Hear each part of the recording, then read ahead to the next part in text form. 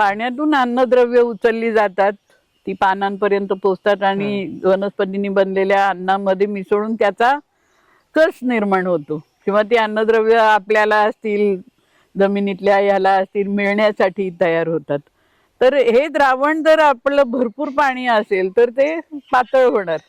बरोबर. आणि पिकांना कमी प्रमाणात उपलब्ध होणार. बरोबर. हे द्रावण जर दाट असेल तर अन्नद्रव्याची उपलब्धता पानांना जास्त होणार. मला समजलं तसं मी सांगते. हा, शास्त्रीय भाषेत कोणीतरी हे आणखीन जास्त चांगल्या पद्धतीने सांगू शकेल. आणि मग त्यांनी त्याच्यावर असं म्हटलंय की मग वनस्पतीची पाण्याची गरज कशी आपण ओळखणार. त्याचं एक त्यांनी निदर्शक दिलंय पानाचा आकार. पानाचा आकार लहान असेल तर बाष्प उत्सर्जन पण कमी होणार, त्याची पाण्याची गरज पण कमी आहे.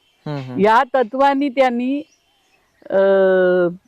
तांदूळाची भाताची पाण्याची गरज कमी आहे, ऊसाची पाण्याची गरज कमी आहे असं प्रतिपादन केलं. एका आंतरराष्ट्रीय परिषदेमध्ये त्यांना चॅलेंज केलं की तुम्ही काढून दाखवा, आम्हाला सिद्ध करून दाखवा. तेव्हा त्यांनी गादी वाफ्यावरती पहिली भाताची लागवड केली. ही 42 एकरावर केली होती, म्हणजे छोटासा प्रयोग नाही. आणि त्या भाताचं उत्पन्न एकरी 55 क्विंटल होतं. म्हणजे जी थिअरी मांडली ही थिअरी सिद्ध होत गेलेली होती.